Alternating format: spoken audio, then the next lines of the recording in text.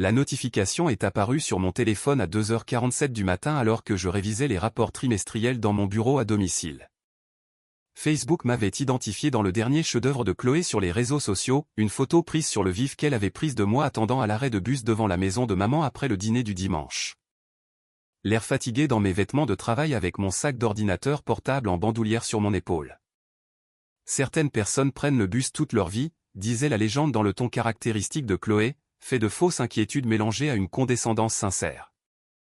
Ma sœur Sophie a 34 ans et utilise encore les transports en commun partout. Peut-être est-il temps d'accepter votre réalité financière au lieu de prétendre que vous construisez quelque chose de grand. Vérité réelle, amour familial grandit. J'ai fixé l'écran pendant un long moment, absorbant la cruauté soigneusement élaborée de la publication. Chloé avait attendu après minuit pour la publier, garantissant une visibilité maximale pendant les heures de défilement des réseaux sociaux tard dans la nuit. Elle avait choisi l'angle le plus ingrat possible, moi, penché légèrement en avant sous le poids de mon sac d'ordinateur portable, plissant les yeux contre la lumière du lampadaire, ressemblant en tout point à l'employé de bureau vaincu qu'elle croyait que j'étais. En l'espace de 6 heures, la publication comptait 847 mentions j'aime et 156 commentaires. Je les ai parcourus en sirotant mon café du matin, chaque réponse étant plus prévisible que la précédente. Tellement triste quand les gens ne peuvent pas regarder la réalité en face. Au moins, elle est soucieuse de l'environnement. Certaines personnes ne sont tout simplement pas faites pour le succès. Chloé, tu as tellement raison de dénoncer cela. Quelqu'un doit lui dire la vérité. C'est ce qui arrive quand on n'a pas d'objectif réaliste. Les gens du bus restent des gens du bus. C'est juste la vie. La cruauté était à couper le souffle par son efficacité désinvolte. Des dizaines de personnes qui ne m'avaient jamais rencontré, ne connaissaient pas ma situation et n'avaient aucune compréhension de ma vie acceptaient avec enthousiasme que j'étais un échec qui devait accepter la réalité. Chloé avait transformé les réseaux sociaux en arme pour créer une humiliation publique qui me suivrait indéfiniment, archivée dans le registre permanent d'Internet. Mon téléphone a vibré avec des messages textuels de divers membres de la famille qui avaient vu la publication. Mon cousin Thomas avait envoyé un émoticône riant suivi de « dur mais juste », mais quelqu'un devait le dire. Mon oncle Pierre avait transféré la publication dans notre groupe de discussion familiale avec le commentaire « Chloé a raison ». Certaines personnes ont besoin d'entendre des vérités difficiles. Même ma tante Martine, habituellement la conciliatrice, avait aimé la publication. J'ai posé le téléphone de côté et je suis revenu aux documents étalés sur mon bureau en acajou, des dépôts auprès de l'autorité des marchés financiers. Des propositions de banques d'investissement et des rapports d'analyse de marché qui auraient obligé les abonnés de Chloé sur les réseaux sociaux à reconsidérer leur jugement hâtif. Mais ils n'étaient pas censés voir ces documents. Pas encore. L'introduction en bourse était en préparation depuis 18 mois. Valois Aéroservices était passé d'une petite compagnie régionale d'hélicoptères à un empire complet de transport couvrant les services médicaux d'urgence, le transport de cadres, la livraison de fret et les vols touristiques dans 12 pays européens. Notre flotte de 127 appareils générait 315 millions d'euros de revenus annuels, avec des projections montrant un potentiel de 460 millions d'euros dans les 2 ans suivant l'entrée en bourse. La Société Générale avait évalué l'entreprise à 2,6 milliards d'euros pour l'offre publique initiale, l'intérêt précoce des investisseurs suggérant que le prix de négociation réel pourrait atteindre 3,9 milliards d'euros d'ici la fin de la première journée. Ma participation de 67% me rendrait riche d'environ 2,6 milliards d'euros au moment de l'ouverture du marché. Mais Chloé n'en savait rien. Le reste de ma famille non plus. Pour eux, j'étais juste Sophie qui prenait le bus, travaillait dans un mystérieux emploi de transport et vivait modestement dans un appartement du centre-ville qu'ils supposaient représenter le sommet de mes capacités financières. La décision de garder mon succès privé n'était pas une question de honte ou de peur. C'était une question de protection et de stratégie. En grandissant, j'avais observé le traitement que ma famille réservait à quiconque accomplissait quelque chose d'important. Soit ils exigeaient un soutien financier immédiat, soit ils trouvaient des raisons de démolir la réussite en la considérant comme imméritée, temporaire ou d'une manière ou d'une autre frauduleuse. Ou ils refusaient simplement de croire qu'elle était réelle jusqu'à ce qu'ils soient forcés de faire face à des preuves indéniables.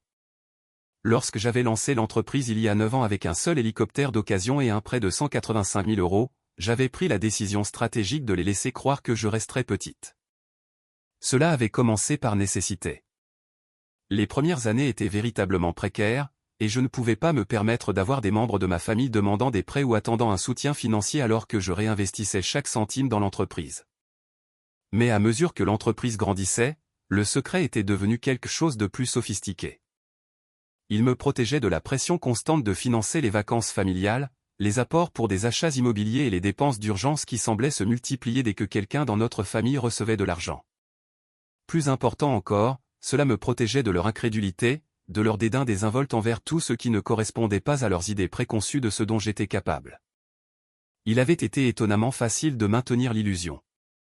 Je gardais mon appartement dans le centre-ville, un modeste 2 pièces qui était en fait assez pratique pour notre bureau principal, mais qui paraissait convenablement humble aux membres de la famille qui me rendaient visite. Je m'habillais modestement pour les événements familiaux, faisant mes courses dans les mêmes magasins que je fréquentais pendant mes années de véritable pauvreté, et je prenais les transports en commun chaque fois que je savais que des membres de la famille pourraient me voir. L'arrêt de bus devant la maison de maman se trouvait en réalité à 3 pâtés de maison de l'endroit où mon chauffeur me récupérait habituellement.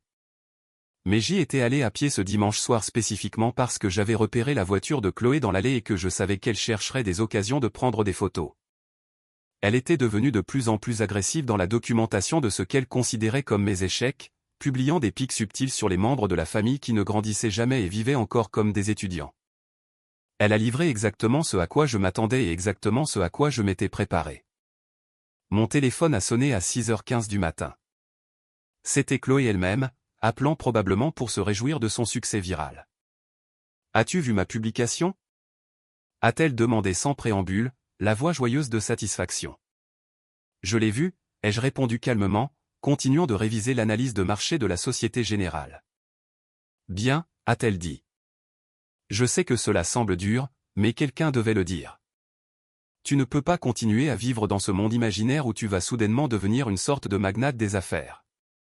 Tu as 34 ans, Sophie. Il est temps d'accepter la réalité. Tu as probablement raison, ai-je acquiescé, prenant des notes sur le cours d'ouverture prévu de l'action. J'ai raison, a continué Chloé, s'échauffant sur son thème. Et écoute, je n'essaie pas d'être méchante. J'essaie de t'aider. Plus tôt tu accepteras ta situation, plus tôt tu pourras trouver une certaine paix avec elle. Il n'y a rien de mal à prendre le bus et à occuper des emplois ordinaires. Tout le monde ne peut pas réussir dans les affaires. C'est très attentionné de ta part, ai-je dit, vérifiant l'heure. Les marchés ouvriraient dans 3h30. Je ne veux tout simplement pas que tu gaspilles plus d'années à poursuivre ces rêves impossibles. Tu pourrais être heureux si tu acceptais simplement qui tu es. Et qui suis-je, Chloé ? Tu es quelqu'un qui prend le bus, a-t-elle dit simplement. Quelqu'un qui occupe un emploi de transport ordinaire, vit dans un petit appartement et n'a pas beaucoup d'argent. C'est correct. C'est qui tu es. Perspective intéressante, ai-je répondu, regardant les indicateurs des réseaux sociaux se mettre à jour en temps réel sur l'écran de mon ordinateur. Sa publication approchait maintenant les 1200 mentions j'aime. La publication résonne vraiment auprès des gens, a dit Chloé, incapable de cacher la fierté dans sa voix. Je pense que beaucoup de gens reconnaissent la situation, avoir un membre de la famille qui ne peut tout simplement pas regarder la réalité en face concernant ses limites.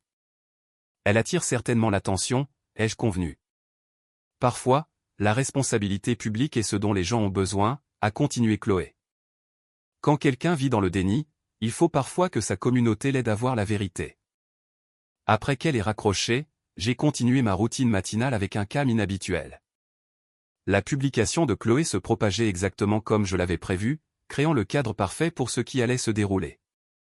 Le moment n'aurait pas pu être plus parfait si je l'avais orchestré moi-même, ce qui, d'une certaine manière, était le cas. À 7h23 du matin, mon téléphone a de nouveau sonné, BNP Paribas, exactement comme prévu. Mademoiselle Valois, c'est Jean-Christophe Leroy de notre équipe chargée de l'introduction en bourse. Nous voulions confirmer les derniers détails avant la cloche d'ouverture. Tout semble en ordre de notre côté, ai-je confirmé, regardant la publication de Chloé grimper vers les 1500 mentions j'aime sur mon écran d'ordinateur. La stratégie médiatique est toujours fixée pour l'annonce de 9h30 ? Exactement. Forbes France diffusera l'histoire simultanément avec l'ouverture du marché. BFM Business vous a programmé pour un entretien en direct à 10h15, et l'article des Échos sera publié en ligne à 11h du matin. France 24 veut faire un segment sur les stratégies de richesse furtive à 14 heures. Un timing parfait, ai-je dit, prenant une capture d'écran de la publication de Chloé pour mes archives personnelles. Cela devrait être intéressant. Mademoiselle, si vous me permettez de vous le demander, vous semblez exceptionnellement calme pour quelqu'un qui est sur le point de devenir milliardaire dans 2 heures. J'ai ri, parcourant les commentaires sur la publication de Chloé où des amis de la famille ajoutaient maintenant leurs propres observations sur mes échecs financiers apparents. Disons simplement que j'attends ce matin particulier depuis longtemps. La section des commentaires était devenue une frénésie de cruauté désinvolte. Des connaissances du lycée partageaient leurs propres souvenirs de mes prétendus échecs. Des anciens collègues de mes premiers emplois intervenaient avec des observations sur le fait que je n'avais jamais semblé destiné au succès. Même des gens qui me connaissaient à peine proposaient des analyses psychologiques sur la raison pour laquelle certaines personnes refusent d'accepter leurs limites. À 8h15 du matin, j'ai reçu un message textuel de mon assistante, les producteurs des émissions matinales appellent. Prêt pour la tempête médiatique. J'ai répondu par message, protocole, visibilité totale. Après avoir raccroché avec BNP Paribas, je me suis douché et je me suis habillé avec mon meilleur costume, un Dior sur mesure qui était accroché dans mon placard depuis 6 mois, attendant ce jour précis. La transformation de Sophie la passagère du bus en Sophie la présidente directrice générale exigeait plus que de simples vêtements différents, mais les vêtements étaient un début important. Le costume avait été taillé spécifiquement pour les apparitions à la télévision et les réunions avec les investisseurs. Le tissu bleu marine avait été choisi pour bien rendre à l'image sous les projecteurs des studios, la coupe conçue pour projeter l'autorité sans paraître ostentatoire. Je l'avais fait faire par le même tailleur qui habillait les présidents directeurs généraux des entreprises du CAC 40, mais je ne l'avais jamais porté lors d'événements familiaux. À 8h45 du matin, j'ai pris un taxi pour les bureaux de la Société Générale à la Défense. L'ironie ne m'échappait pas, pour la première fois depuis des mois, je roulais dans un véhicule autre que le bus ou ma voiture de ville avec chauffeur privé. Dès demain, cette ironie serait la chose la moins intéressante concernant mes choix de transport. La salle de conférence de la Société Générale était remplie de banquiers d'affaires, d'avocats et de représentants des médias, tous concentrés sur des écrans d'ordinateur affichant les données de négociation avant l'ouverture du marché. Le symbole boursier de notre action, Valo pour Valois Aéroservices, ne commencerait à être négocié que dans 30 minutes, mais les investisseurs institutionnels passaient déjà des ordres sur la base du prospectus qui circulait depuis des semaines. La demande initiale est extraordinaire, a annoncé Marie-Claire Leroy, la banquière principale sur notre dossier. Nous voyons des ordres institutionnels pour 2,3 fois les actions disponibles.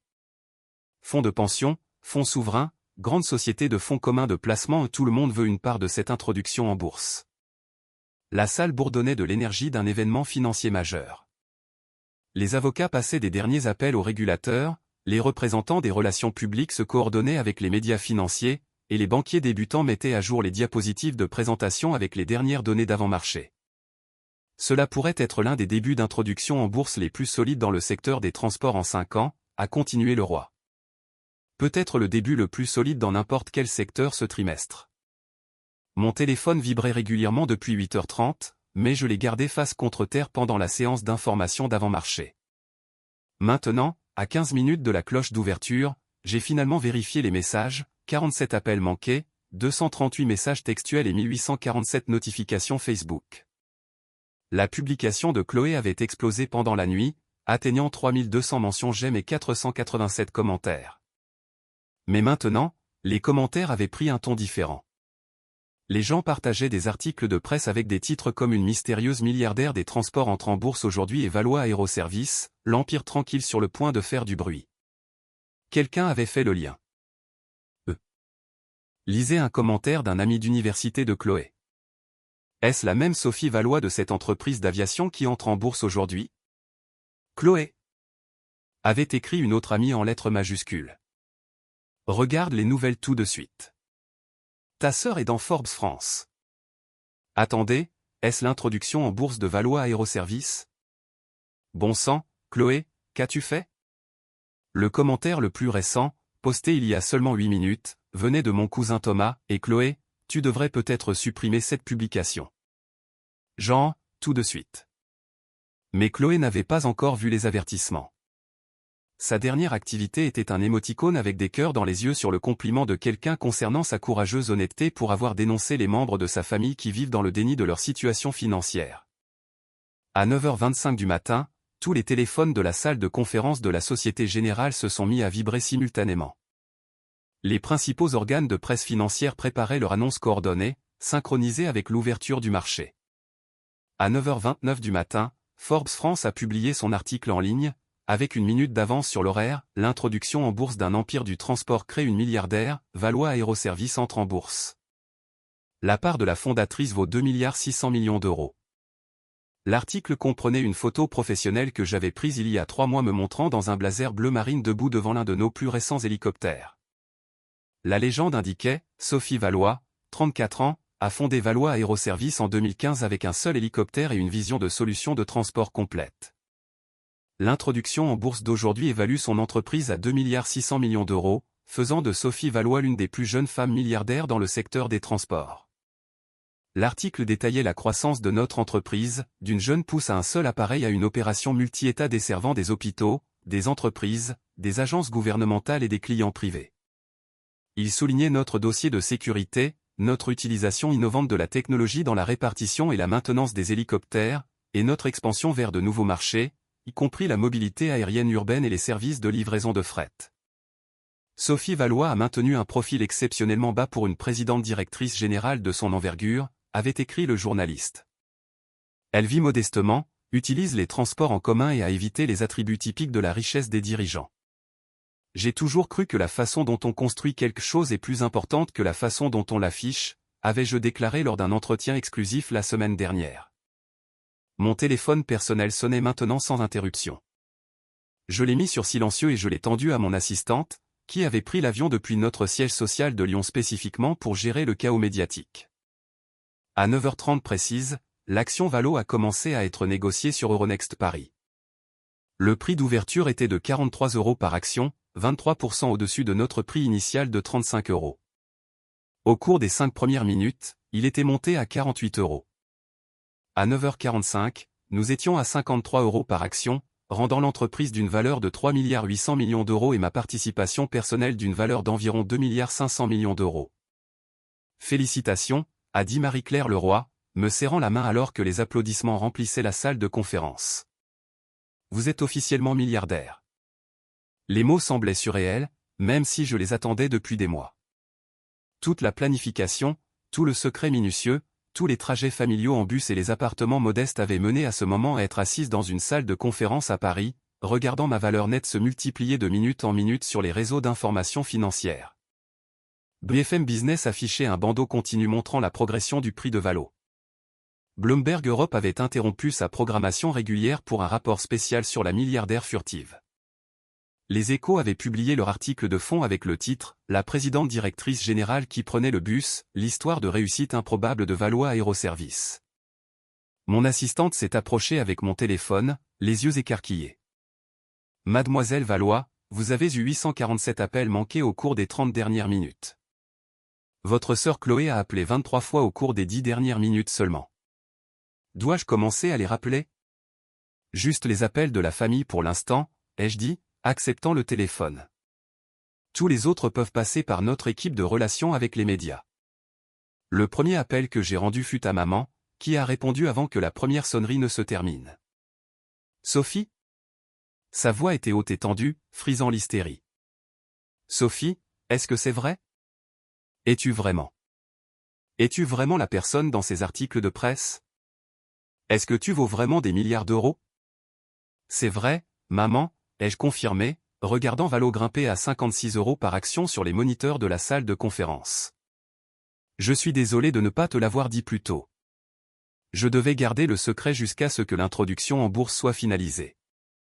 Mais tu prends le bus, a-t-elle dit, comme si ce seul fait réfutait tout ce qu'elle avait vu aux informations. Tu vis dans ce petit appartement. Tu portes des vêtements ordinaires. Tu as dit que tu travaillais à la répartition des transports. Je travaille bien dans le transport, ai-je dit doucement. Je possède l'entreprise de transport. Et je prends le bus parce que c'est écologiquement responsable et que cela me donne le temps de travailler pendant mon trajet. L'appartement est en centre-ville parce qu'il est pratique pour notre bureau principal. Ton bureau principal? A-t-elle répété faiblement. Tu as un bureau principal? Nous avons des bureaux dans 12 villes, ai-je expliqué. Le siège social est à Lyon, mais je passe la majeure partie de mon temps au bureau régional ici en ville. Il y eut un long silence avant qu'elle ne reprenne la parole. La publication de Chloé. A-t-elle dit enfin, la voix brisée. Oh, ma chérie. La publication de Chloé. Tout le monde l'a vue. Tout le monde sait ce qu'elle a dit sur toi. Je l'ai vu, l'ai-je assuré. Ne t'inquiète pas pour Chloé. Nous allons tout arranger. Elle reçoit des appels toute la matinée, a continué maman. Des journalistes, des amis, des gens du lycée, des camarades d'université. Tout le monde veut des renseignements sur sa sœur, la milliardaire. Elle ne le prend pas bien. Je pouvais l'imaginer. Toute l'identité de Chloé était construite autour du fait d'être la sœur qui a réussi, celle avec la belle voiture, les vêtements de marque et le mode de vie digne des réseaux sociaux.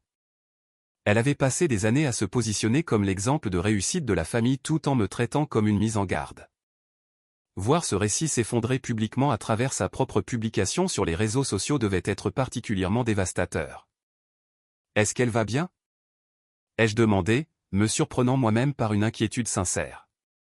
Elle s'est enfermée dans sa chambre, a dit maman. Julien essaie de la faire sortir, mais elle ne répond même pas à la porte. Elle n'arrête pas de dire qu'elle a tout gâché, que tout le monde pense qu'elle est une idiote, qu'elle a détruit votre relation pour toujours. Mon assistante m'a tapé sur l'épaule et a montré les moniteurs. Valo avait atteint 59 € par action. L'entreprise valait maintenant 4,1 milliards d'euros. Ma part personnelle avait dépassé les 2,8 milliards d'euros. Maman, je dois gérer quelques appels professionnels, mais je passerai ce soir après la fermeture des marchés. Nous réglerons cela en famille. D'accord, ma chérie. Et Sophie? Je suis fier de toi. Je ne comprends pas comment tu as fait cela, comment tu as gardé le secret, comment tu as construit quelque chose d'aussi grand sans qu'aucun de nous ne le sache, mais je suis fier de toi. Les 4 heures suivantes furent un tourbillon d'entretiens, d'appels de conférences et de félicitations de la part d'investisseurs et de pairs de l'industrie. BFM Business voulait comprendre ma stratégie de richesse furtive et pourquoi j'avais choisi de vivre si modestement tout en bâtissant un empire d'1 milliard d'euros. Les Échos étaient fascinés par la milliardaire tranquille qui prenait le bus pour les dîners de famille.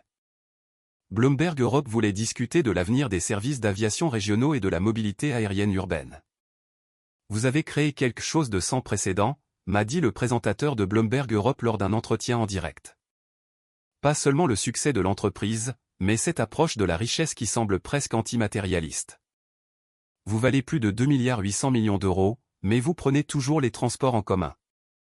Pouvez-vous expliquer ce choix? La richesse n'est pas ce que l'on affiche, ai-je répondu. C'est ce que l'on construit et la façon dont on influence la vie des gens. Nos hélicoptères sauvent des vies grâce au transport médical d'urgence. Nos appareils relient des communautés isolées à des services essentiels. C'est plus significatif pour moi que de posséder des voitures chères. Mais il y a sûrement une certaine satisfaction personnelle dans la réussite financière? La satisfaction vient de la résolution de problèmes et de la création de valeur, ai-je dit. L'argent est juste une façon de compter les points et de financer la prochaine phase de croissance. À travers tout cela, mon téléphone n'arrêtait pas de vibrer avec des messages de membres de la famille, d'amis de lycée et de personnes à qui je n'avais pas parlé depuis des années. Tout le monde voulait comprendre comment la passagère du bus avait bâti un empire de plusieurs milliards d'euros sans que personne ne s'en aperçoive. Les messages de la famille élargie étaient particulièrement révélateurs. Mon oncle Pierre, qui avait partagé avec enthousiasme la publication de Chloé ce matin-là, a envoyé un long texte expliquant comment il avait toujours cru en mon potentiel. Mon cousin Thomas, qui avait qualifié la publication de Chloé de dure mais juste, voulait maintenant discuter d'opportunités d'investissement.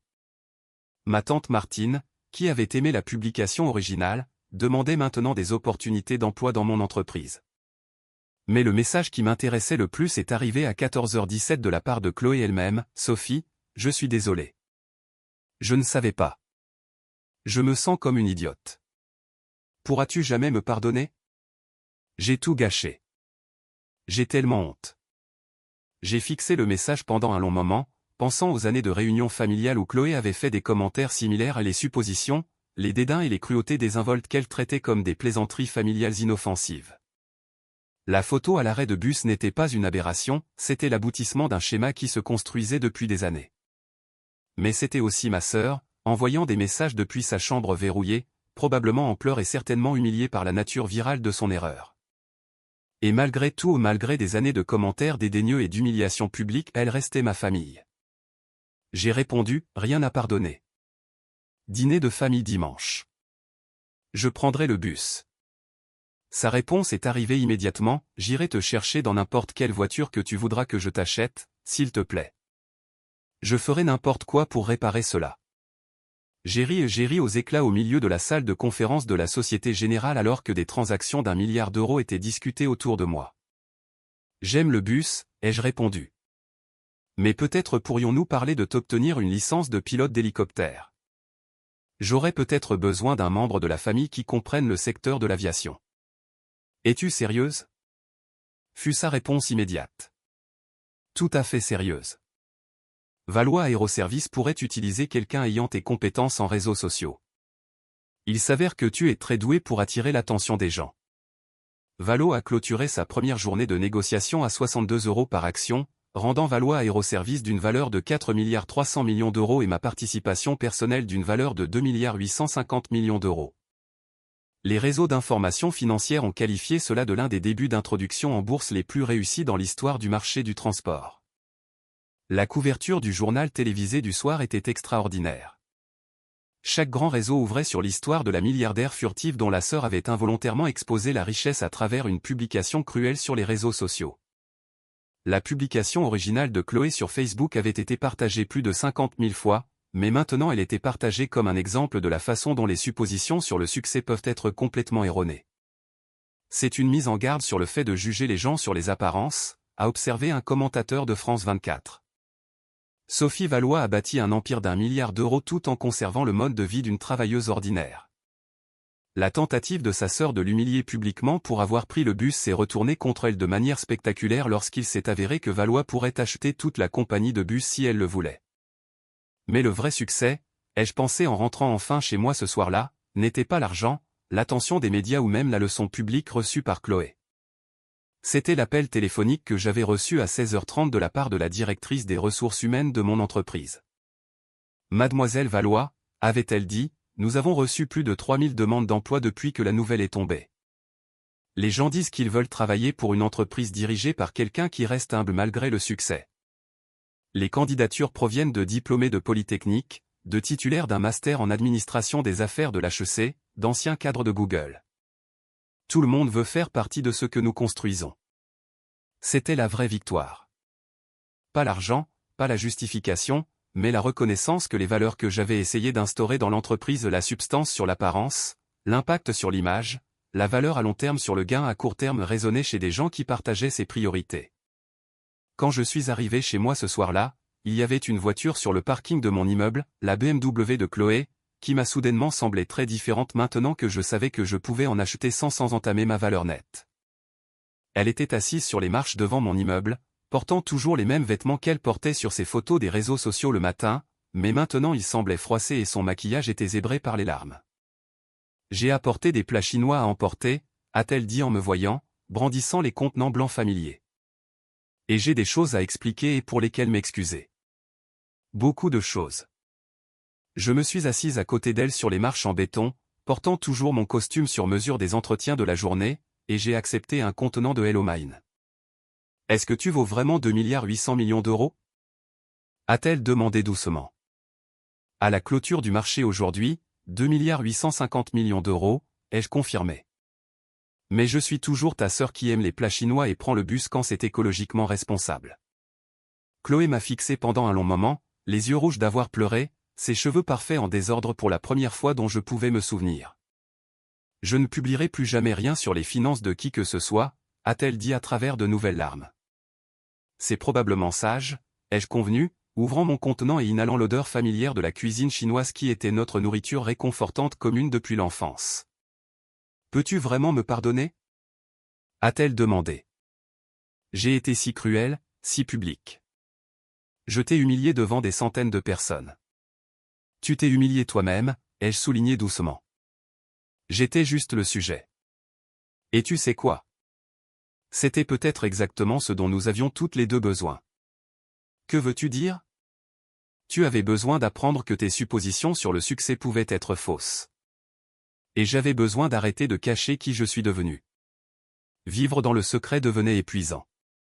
Chloé a recommencé à pleurer, mais cette fois elle riait aussi. J'ai publié une photo traitant ma sœur milliardaire d'échecs. Cela va me suivre pour le reste de ma vie.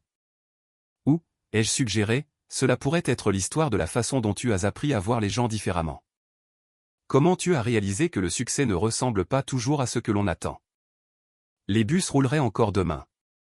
Mais quelque chose me disait que ma relation avec ma famille était sur le point de changer de manière qui n'avait rien à voir avec le transport et tout à voir avec la compréhension que le succès, la richesse et la valeur sont souvent cachés dans des endroits où nous ne pensons jamais à regarder. Et Chloé a appris que certaines personnes prennent vraiment le bus toute leur vie eux-mêmes lorsqu'elles possèdent des empires de l'aviation de plusieurs milliards d'euros.